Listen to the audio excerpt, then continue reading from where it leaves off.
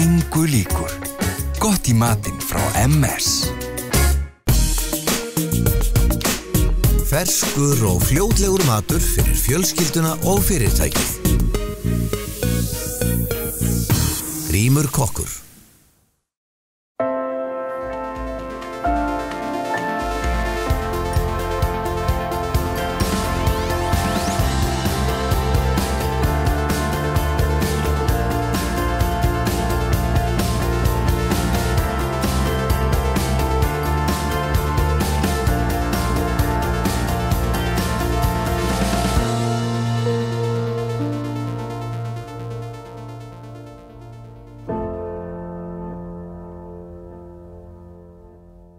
Komiði blessu og sæl, við heilsum að sunnan.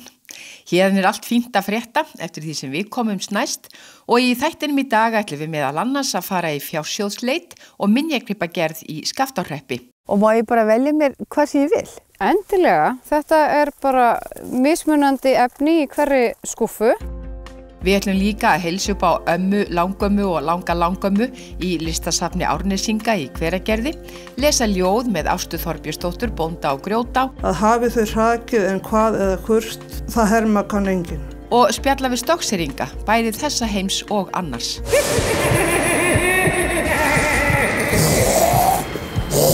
En við byrjum á kvöldkaffi í Fljótshlíðinni.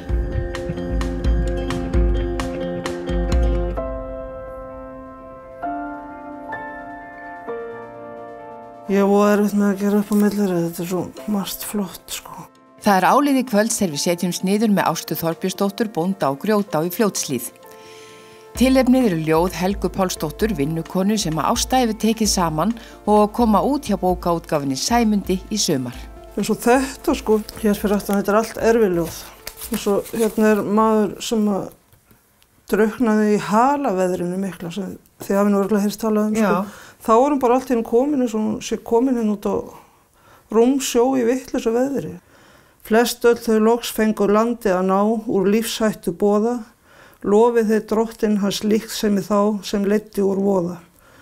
En tvö ei komin og til þeirra spurt, en tildrög þau fengin, að hafi þau hrakið en hvað eða hvort, það herma kann enginn.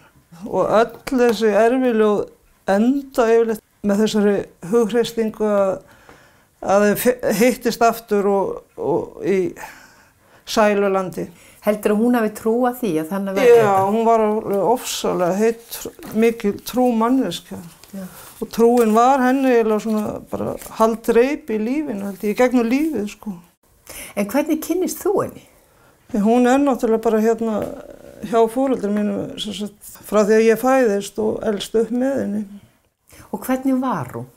Hún var mjög hæglát svona og ljúf og góð, sívinnandi. Þó hún sé komin átt á níræðisaldur þegar ég fer að muna eftir henni, þá féll henni aldrei verk úr hendi og alltaf að prjóna og bara í mig svona heimilistörf létt innan hús, hætt að vinna úti þá. En hún náttúrulega hérna sko hjá 3 ættliðum hér á Grjótá. Langafa mínum og ömmu og svo af og ömmu og svo pappa og mömmu. Þannig hún vinnur hérna hjá 3 ættliðum og mann á í rauninni 5, sko. Landið mitt með blóman bjarta, berða gull í nakkanum, hillir undir hrútin svarta, hinum megin á bakkanum. Hún var náttúrulega okkur, mér og systkinum, náttúrulega bara eins og góð amma alla tíð. Helga fæddist á Arngeirsstöðum í Fljótshlíð árið 1877. Foreldrar hennar voru fátækir bændur og hún vann sem vinnukona alla sína tíð. Svo fór ég þá að hálfu hérna Grjótá frá foreldrum mínum þegar ég var 17 ára.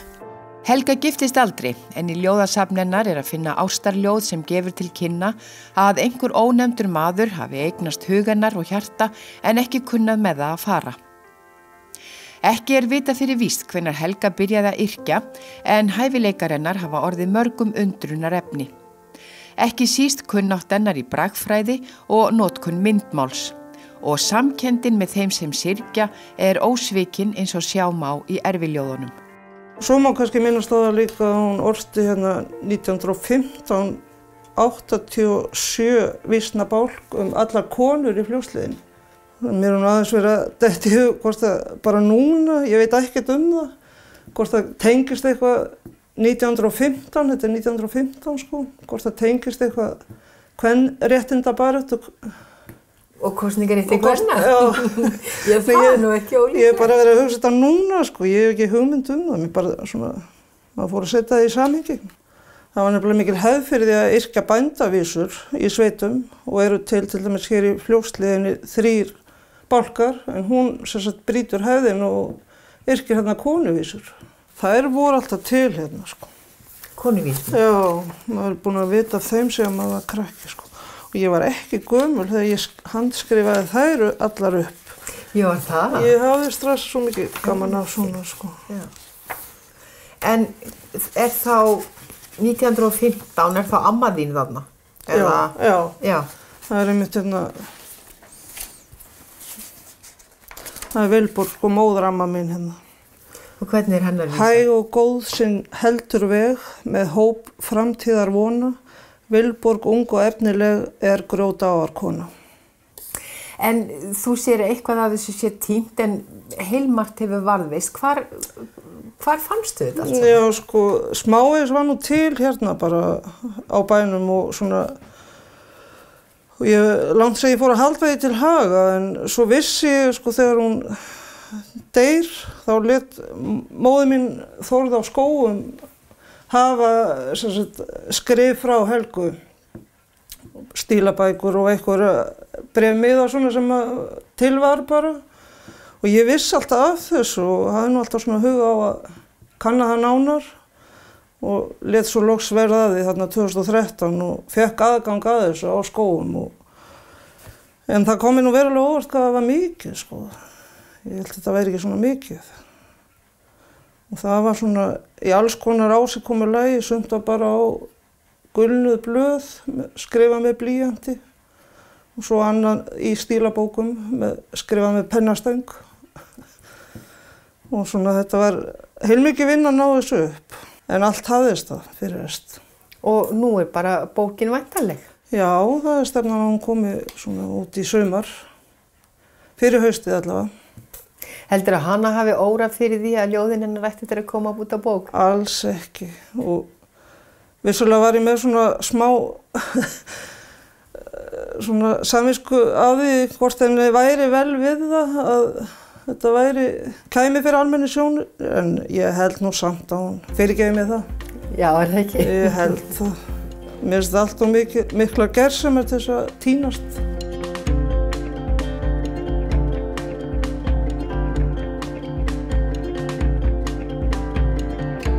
Í Torfbæ við Hæðagarðsvatn í nágrenni Kirkjubæjarklausturs má finna fjársjóði úr náttúru Skaftárhrepps og ef maður finnur þá er hægt að hanna sinn eigin minjagrip. Hafa sem sagt svolítið af Skaftárhreppi með sér heim. Hugmyndina má rekja til friðar og frumkrafta, hagsmunafélags atvinnulífs í Skaftárhreppi og eftir að hafa náð í viðeigandi ratleikskort héldum við af stað í fjársjóðsleit. Samkvæmt kortinu þá erum við komin á fjársjóðsstaðinu, það ekki? Jú, þetta er sem sagt Torfbærinn sem hefur að geyma 6 skúffur sem eru opnanlegar, sem í eru mismunandi fjársjóðir, náttúrulegi fjársjóðir úr náttúru Skaftárhrepps, eins og til dæmis rauðgrýti, fjallagrös og hreindýramosi og svartur sandur, ullarlagður og hreint loft. Og fólk má fara og ná sér í eitthvað sem að því langar og setja í krukkuna og útbúa þannig sinn eigin minjagrip úr Skaftárhreppi. Fjársjóðsleitin er vöruþróunarverkefni sem að við fórum af stað með áramóti 2013-14 og unnum í samstarfi við hönnunarteymi hjá Hafstúdíó, Hafsteinn Júlíusson og Karítas Sveinsdóttir og í rauninni upphaflega hugmyndin af því var að okkur langaði til þess að útbúa minjagrip frá svæðinu, einhverja náttúrutengda upplifun því að náttúran er auðvitað það sem að langstærstur hluti ferðafólks er komin til að sjá. en líka það að okkur langaði til þess að vekja fólk svolítið til umhugsunar það að þú kannski stingur ekki til dæmis hraunmóla í vasan á friðuðum svæðum og eins með mosan. Mosin mikið sérkenni þessa svæðis en hann friðaður og þú mátt ekki taka hann en fólki langar hins vegar að eiga kannski minningar hann. Og þú bara setur það sem að þig langar helst í til að búa til þín eigin minjagrip úr Skaftahreppi. Og það líka gaman einmitt að þetta svo ólíkir litir í skúfunum. Við erum með hérna svarta sandinn og svo rauðu mölina og græna mosan. Herri, ég þarf að setja sko hérna svartan sand neðst held ég. Já. Það ekki? Já. Hvaðan kemur hann? Herðu, sandurinn hann kemur úr Skaftá sem svona lífæð svæðisins. Og þannig að við verðum hennar vör alveg alla daga, allan á sig syng og svo hleypur hún alltaf fram með ógnarkrafti og minnir þannig á sig en þá sterkar. Já. Alltaf annars lagið. En hraunið, hérna, við fæ eitt hraunmóla líka. Já, þetta hraun sem við fengum leyfi til þess að taka úr námu hérna rétt hjá en vísun í sem sagt Eldgjárgosið sem var hérna 934 til 940. Og landbrotshólarnir til merkis gervigígarnir hérna í landbrotshólum. Heyrðu, og svo bara fylli ég þetta upp með skaftfellsku lofti, það ekki? Já, hreinu ómenguðu skaftfellsku lofti. Svona náttúrulega, það ekki? Já. Og hvað gerir ég svo? Heyrðu, svo hérna innsiglið, svo bara lokaru krukkunni og innsiglan hana. Og svo merkir hvað þú settir í hana, sem sagt, hvaða efni þú ákvast að setja í hana, skrifar það því hér og hérna dagsetninguna, hvernig þú varst á ferðinni. Og þá ertu búin að útbúa þér eigin minjagrip úr Skaftahreppi. Þetta búið að vera í gangi síðan núna í ágúst og það reyndar ekki rosalega mikil reynsla komin á þetta, það því við fórum á stað með þetta svona í lok sumars, en við erum að vonast til að þetta muni verða mikið notað núna í sumar. Því að svo þetta búið að vera undir snjó og svo komið núna, þannig að nú erum við að vonast til þess að fá ferðamenn til þess að koma og útbúa sinn eigin minjagrip. Og þetta kemur voða vel undan vetri, þannig að... Já, það gerir það. Smíðin greinilega mjög góð og hugmyndin með viðinu, þetta rekaviður, þannig að hugmyndin að hann veðrist og verði bara svolítið eins og gömlu torfbæirnir og hann hefur bara veðrast heilmikið núna í vetur, þannig að það mjög gaman að sjá munin á honum frá því að hann var settur upp á þangað til núna. Langama, fædd 1885, Langama, fædd 1851, Tíminn flýgur áfram og hann teymir mig á eftir sér og ekki fæ ég miklu ráðið það hvert hann fer. Listasafn Árnesinga hefur fyrir löngu sannað sig sem menningarhús. Þar eru settar upp 4 til 5 stórar myndlistarsýningar á hverju ári og auk þess eru allskyns viðburðir í safninu, tónleikar og fræðsla. Þegar við, að sunnan, kíktum í heimsókn, var að ljúka sýningu sem hefur vakið verðskuldaða athygli. Ákall nefndist hún og þar sýndu 24 myndlistamenn verk sín. Þar á meðal Guðrún Tryggvadóttir en verkið hennar nefnist Aldarklukka. Þar sýnir hún tengslin milli kynslóða og eins og hún segir sjálf myndræn framsetning tímans. Hugmyndin sem sagt að einn hringur 1 öld og þetta eru 5 ár, þetta eru 5 ára bil sem ég byggi svona upp í þykkari lit og þetta 1 ár. Þannig að við sjáum hvernig tíminn tikkar. Ég sem sagt fæðist hérna 58. Nú tíminn kominn hingað 2015. Dóttir mín fæðist 1988. Mamma mín fæðist 1938. Þannig að hún nákvæmlega á sínu fæðingarári. Og mamma hennar 1916, mamma hennar 1885, mamma hennar 1851 og svo framvegis. Mamma hennar. Þangað til 1685 þegar elstu heimildir segja til En síðan heldur náttúrulega lífið áfram að fyrstu frumu. Ég hef einhverja fortíðarþrá. Mér líður stundum eins og ég sé í Torfbæ og þetta er eitthvað minning í genunum. Það er eitthvað sko dularfullt við þetta, en ég held að sko við erum fædd með þessa minningu og það er spurning hvort að við skoðum hann eða ekki, eða finnum fyrir henni. Og mér finnst bara vera mín skylda að virða kannski sérstaklega formaðurnar sem áttu kannski 12 börn fyrir 200 árum og bjuggu torfkofa og áttu kannski ekki til hnífs og skeiðar eða asks og hvað hétt skeiðin þá? Spóns. Meiri hluta ársins. Og það gera sér grein fyrir hvað þetta þýddi í rauninni, hvers konar líf þetta var. Og svo að við leyfum okkur að kvarta. Þetta er svolítið svona sko að gera sér grein fyrir hvar maður stendur og hvað maður er mikils virði fyrir framtíðina. Hvernig fórstu að því að finna þær og þekktur þær kannski fyrir? Nei, ég þekkti þær nefnilega ekki neitt. Og sko svona formaðurnar og forfeðurnir og sagan er okkur svolítið mikið lokuð bók. Af því við náttúrulega horfum fram á við, en við horfum ekki aftur á bak, það var allt svo gamalt og asnalegt sko.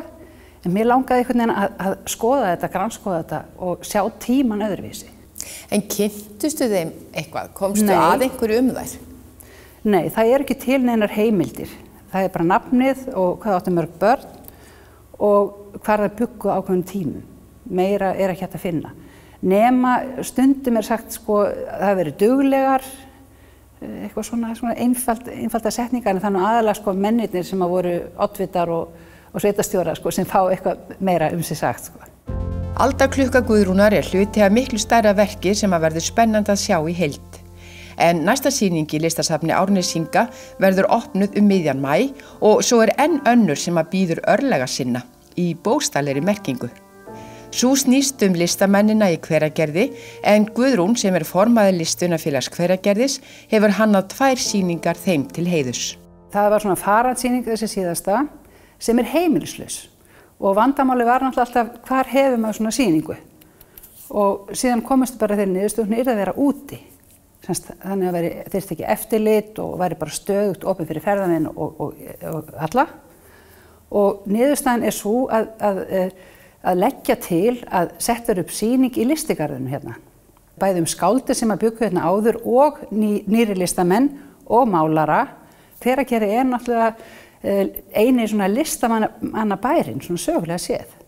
Og það var eiginlega ekki búið að halda því nógu vel að lofti eða allavega ekki mynd gera það og segja frá því að nógu skemmtilega nátt. Þannig að það er rauninni það sem að okkar verkefni er að gera þessa sögu aðgengilega fyrir næstu kynslóðir með virðingu fyrir þá kynslóð sem að bjóða okkur til. Þannig að þetta tengist í rauninni allt saman? Já, algjörlega. Og hvenær verður þetta komið í listigarðinn? Þegar peningarnir koma. Og við erum bara búin að fá svona litla styrki til þess að komast að stað, en þetta er náttúrulega stórt dæmi og kostar peninga að koma upp svona alvöru sýningu með gallerívegg, gallerí í rauninni sem er svona breytilegt og síðan hvert skáld og myndlistamann og tónskáld sem hafa búið hérna. Það eru 9 listamenn sem eru teknir fyrir sko sérstaklega með stórum sýningarveggjum.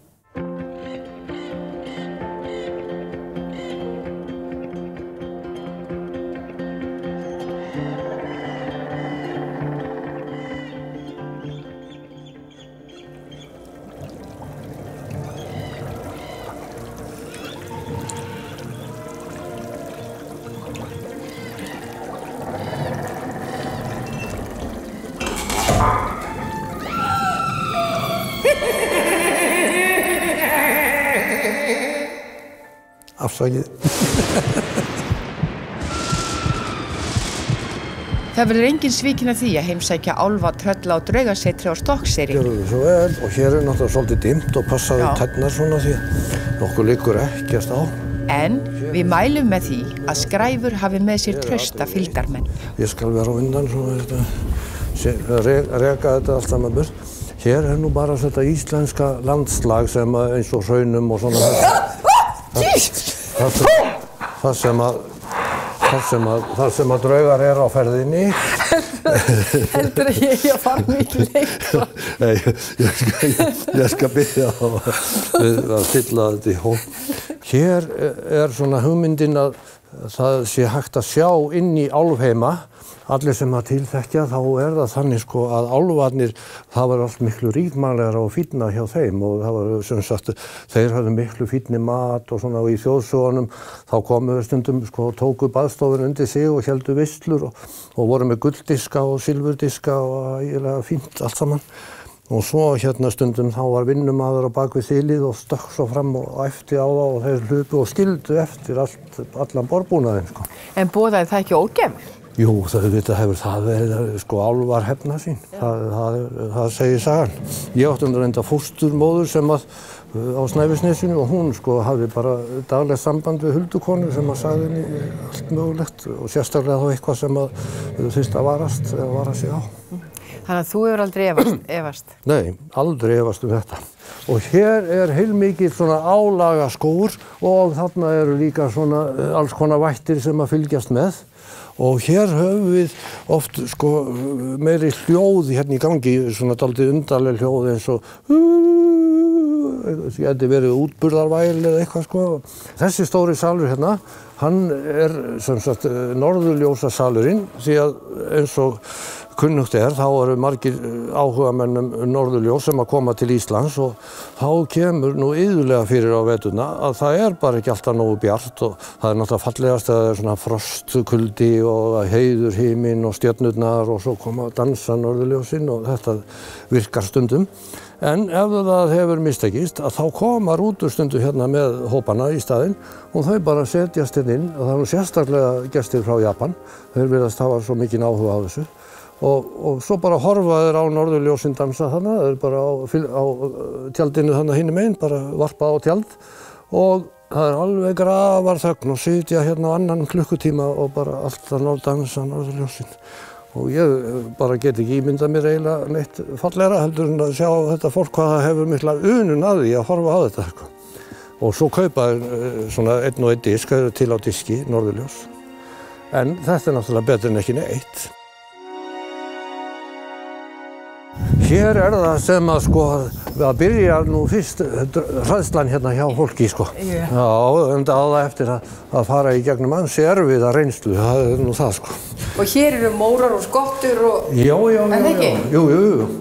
Þessi draugur hérna, hann var frægur sko á Kolviðarhóli, þetta var svona sentil maður á sínum tíma, svona 1910-20 og var mikið á ferðinni en ákaflega drykkfelldur.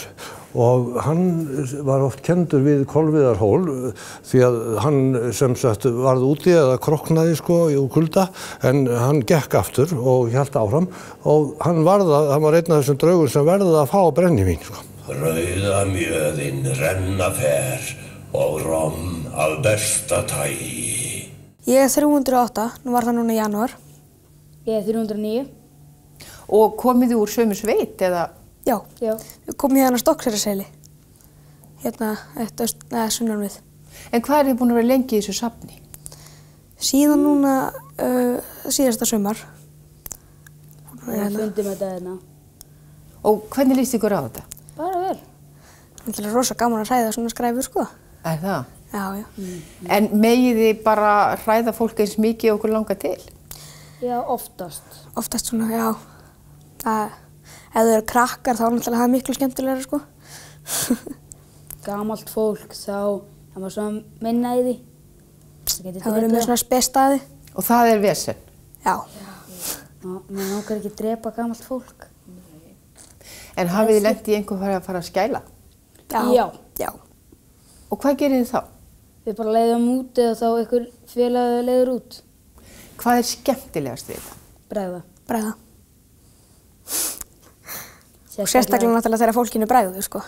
Já. Það náttúrulega langt best. Það náttúrulega alltaf gaman að líta inn hjá þessum sko. Hann nú alltaf viðbúinn að taka á móti manni. Þetta alvöru maður sko. Draugur, fyrir ekki, draugur. En þá allt í henni bara rifnar jörðin sundur og upp kemur þessi rosalegi drjóli og snýst í allar áttir svona alveg ruglaður og segir hvernig á ég að drepa, hvernig á ég að taka, hvernig og bara alveg vitlaus. Og svo ræðst hann á annan kallinn en hinn sá sitt óvæna og hljóp heim á pressetrið sem var ekki langt frá og vakti upp prestinn og presturinn strax á stað með biblíuna sko, því að þetta var maður sem að kunni á drauga.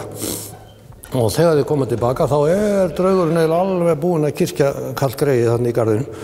En presturinn dundrar með biblíunni bara í hausinn á honum og þá varð hann alveg rosalega slappur sko, bara þoldi ekki mikið af þessu.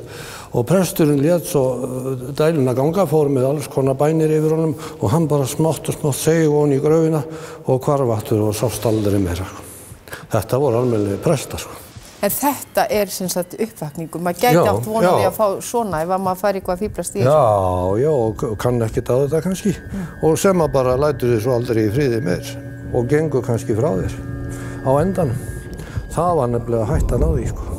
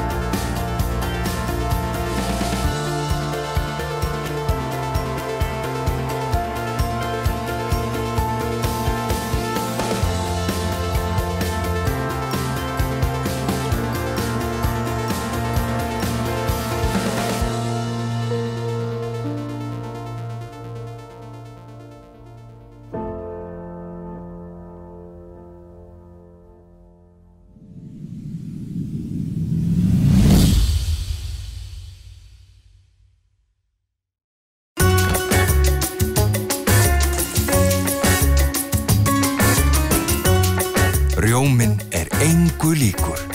Gott í matinn frá MS. Ferskur og fljótlegur matur fyrir fjölskylduna og fyrirtækið. Grímur kokkur.